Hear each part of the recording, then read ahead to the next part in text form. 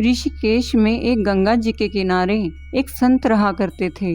वह जन्म से ही अंधे थे और उनका नित्य का एक नियम था कि वह शाम के समय ऊपर गगनचुंबी पहाड़ों में भ्रमण करने के लिए निकल जाया करते थे और हरि नाम का संकीर्तन करते जाते थे।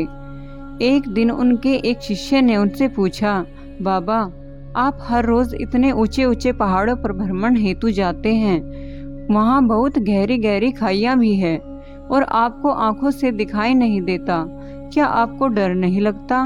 अगर कभी पांव लड़खड़ा गए तो? बाबा ने कुछ नहीं कहा और शाम के समय शिष्य को साथ ले चले। वे दोनों पहाड़ों के बीच थे तो बाबा ने शिष्य से कहा, जैसे ही कोई गहरी खाई आए तो मुझे बताना। दोनों चलते रहे और जैसे ही गहरी खाई आई, शिष्य ने बताया कि बाबा, गहरी खाई आ चुकी है। बाबा ने कहा, मुझे इसमें धक्का दे दो। अब तो इस शिष्य इतना सुनते ही सकपका गया। उसने कहा, बाबा, मैं आपको धक्का कैसे दे सकता हूँ? मैं ऐसा हरगिज नहीं कर सकता। आप तो मेरे गुरुदेव हैं। मैं तो किसी अपने शत्रु को भी इस खाई में नहीं धकेल सकता। बाबा ने फिर कहा, मैं कहता हूँ कि मुझे इस खाई में धक्का दे दो। यह मेरी आज्ञा है और मेरी आज्ञा की अवहेलना करोगे तो नरकगामी होगे। शिष्य ने कहा, बाबा, मैं नरक भोग लूंगा मगर आपको हरगिज इस खाई में नहीं धकेल सकता।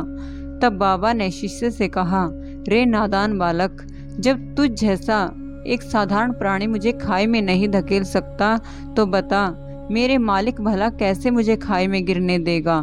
उसे तो सिर्फ गिरे हुए को उभारना आता है, गिरे हुए को उठाना आता है। वह कभी भी किसी को गिरने नहीं देता। वह पल पल हमारे साथ है, बस हमें विश्वास रखना होगा।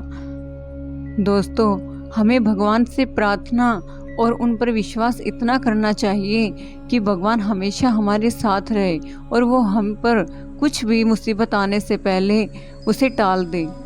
तो भक्तों, आपको हमारी कहानी कैसी लगी? एक बार हमें ज़रूर बताएं। जय भोलेनाथ।